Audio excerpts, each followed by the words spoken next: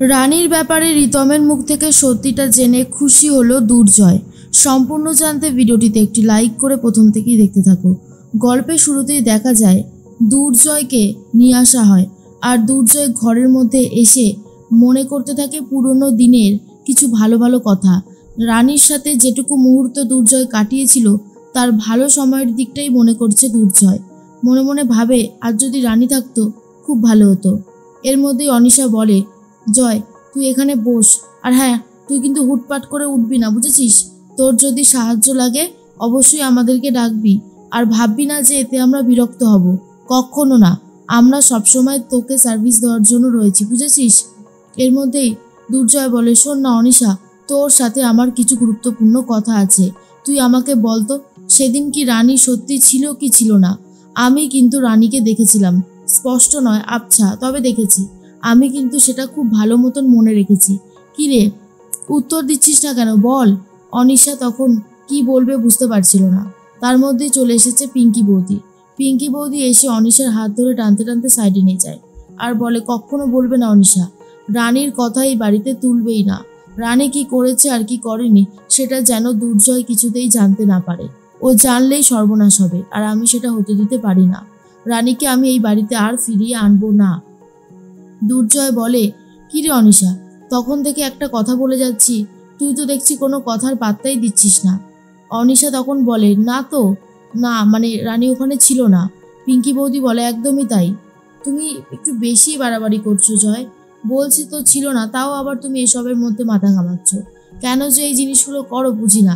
Doctor তোমাকে একদম উত্তেজিত হতে বারণ করেছে, আর তুমি সেই উত্তেজিত হয়ে যাচ্ছ। বুঝতে পারছো না এটা তোমার চোখে, তোমার মাথায় কতটা প্রেশার পড়বে? দয়া করে একটু শান্ত হও। অনিশা তো আছে, অনিশাই তোমাকে দেখভাল করবে। তখনই দুর্জয় বলে, অনিশাকে এখানে আটকে রাখলে হবে না বড় বৌদি, ওকে নার্সিংহোমে যেতে হবে।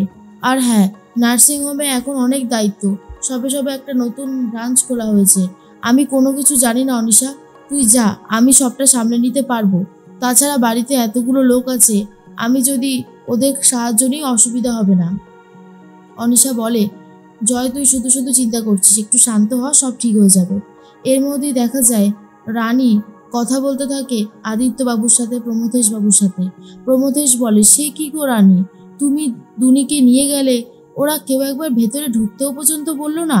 ছি ছি ছি ছি, এতগুলো বছর পর ওদের বাড়ির মেয়ে গেল, এটা কিন্তু খুব অন্যায় হয়েছে, তুমি যাই বলো না কেন। তার মধ্যেই আদিত্যবাবু বলে, একদমই ঠিক বলেছো বাবা।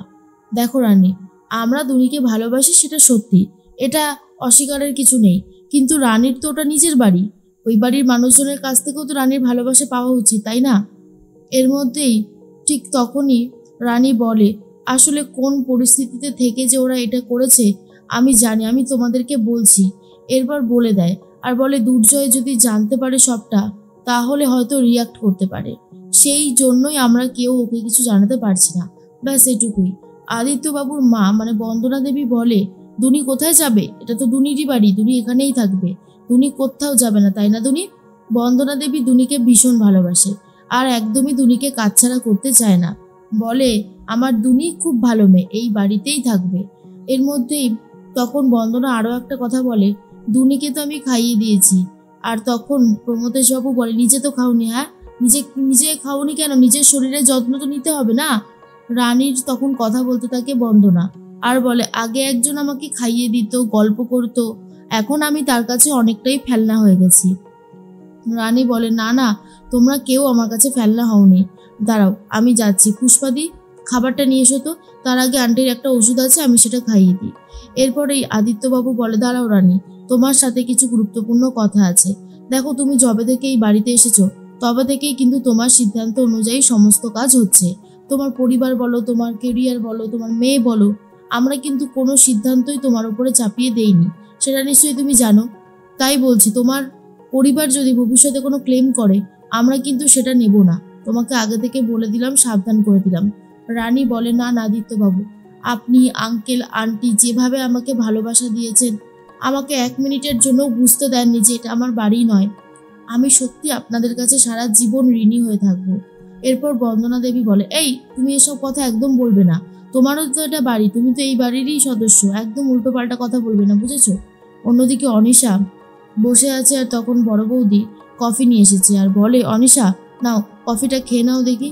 অনিশা বলে, আবার কফি করে আনতে গেলে কেন বড় বৌদি? বড় বৌদি বলে, তাতে কি হয়েছে, আরে খাওই না। শোনো না, তোমাকে একটা কথা বলি, দুর্জয়ের কাছাকাছি তুমি থাকবে বলেই কিন্তু আমি এই ব্যবস্থাটা করেছি। রানী আর দুর্জয় কাছাকাছি আসলে ওরা আবারও সব কিছু ভুলে গিয়ে নতুন করে জীবন শুরু করতে পারে, কিন্তু আমি আর ওটা হতে দিতে চাইছি না। আমি চাইছি যে অনিশা তুমি আর জয় দুজনে মিলে সুখে শান্তিতে সংসার করো। কিন্তু অনিশা তখন বলে, বড় বৌদি আমি জয়কে ভালোবাসি ঠিকই, আর আমরা দুজন মিলে ব্যবসা করি, তাই আমাদেরকে একসাথে থাকতে হয়, কিন্তু তার মানে এটা না যে জয়ের বৈবাহিক জীবনে ঢুকে গিয়ে আমি মাতব্বরি করব। রানী আর জয় এখনো কিন্তু হাজব্যান্ড ওয়াইফ আছে। হ্যাঁ, ওদের মধ্যে সমস্যা কিছু আছে, কিছু জটিল ব্যাপার আছে, কিন্তু সেগুলো মিটে গেলেই সব সম্পর্কটা সুন্দর হয়ে যাবে। সেখানে আমি কোনোভাবেই ঢুকতে পারবো না। আর এসব শোনার পরে বড় বৌদি পুরো হা হয়ে যায় আর বলে, অনিশা চাইছেটা কি তাহলে? শুধুমাত্র বিজনেস পার্টনার হিসেবেই জয়কে দেখছে, এটাও কি মেনে নেওয়া যায়? কোথাও তো একটা গন্ডগোল হচ্ছে। অন্যদিকে রানীর সাথে কথা বলে আদিত্যবাবু পিকলুকে নিয়ে আর বলে, রানী দেখো, তুমি আগে বাড়িতে থাকতে, পেশেন্টকে দেখে রাখতে পারতে, কিন্তু এখন তুমি বাড়িতে থাকবে না। এই পেশেন্টের যদি এমার্জেন্সি কোনো অবস্থা হয়, এনাকে বাঁচানো দায় হয়ে যাবে কিন্তু। রানী তখন বলে, ছি ওরকম কথা মুখেও আনবেন না, আমি চেষ্টা করছি, আমি চেষ্টা করে যাচ্ছি যেভাবেই হোক না কেন যাতে পিকলুদা সুস্থ হয়ে যায়। পিকলুদাকে সুস্থ হতেই হবে। পিকলুদা আমার স্বামীর কাছে যেভাবে আমার বদনাম করে এসেছে, আমি চাই পিকলুদা সুস্থ হয়ে সত্যি কথাটা বলুক।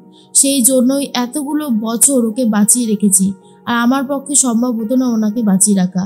আপনি ছিলেন বলেই সবটা সম্ভব হয়েছে আদিত্যবাবু, আপনি আমাকে অনেক সাহায্য করেছেন। আদিত্য বলে, দেখো আমার মনে হয় তুমি কিন্তু একটু সাবধানে থেকো, ঠিক আছে, কারণ এখন তোমার উপরে অনেক কিন্তু কিছু হবে। রানী বলে, হ্যাঁ অবশ্যই। এর মধ্যেই অন্যদিকে অনিশা চলে যাচ্ছিল, তখনই বড় বৌদি বলে, এই অনিশা তুমি এরকম করছো কেন? দেখো, রানী এত বছর ধরে আদিত্যবাবুর বাড়িতে রয়েছে, আদিত্যবাবু এত বড় একজন বিজনেসম্যান, সে কি রানীর সাথে কোনো সম্পর্ক তৈরি করেনি? এটা হতে পারে? অনিশা বলে, ও বড় বৌদি তুমি থামবে। এর মধ্যেই ঋতমরা সবাই চলে এসেছে। দুর্জয় খুব রিয়াক্ট করতে থাকে আর বলে, এই জন্য আমার অস্বস্তিটা আরো বাড়ছে। বড় বৌদির কথা আমি বিশ্বাস করি না। তোরা আমাকে বল, সেটা রানী ছিল তো? রানী নার্সিংহোম জয়েন করেছে, আমাদের নার্সিংহোমে 4 জন ডাক্তারের জয়েন করার কথা ছিল, ওইটাই হলো রানী, আমি খুব ভালো মতন জানি।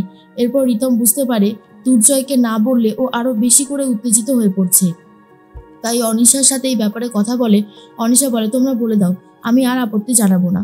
দুর্জয়কে রিতম বলে যে, হ্যাঁ রে ভাই, তোদের নার্সিংহোমে রানী জয়েন করেছে। আর এটা শোনার পর দুর্জয় তো ভীষণই খুশি হয়ে যায়। দুর্জয়ের যত রাগ অভিমান ছিল রানীর ওপর থেকে সবকিছুই গলে জল হয়ে যায়। তাহলে কি শেষ পর্যন্ত দুর্জয় আর রানী আবারও এক হবে? যদি এমনটা হয় কেমন লাগবে অবশ্যই কমেন্টস করে জানাতে পারো।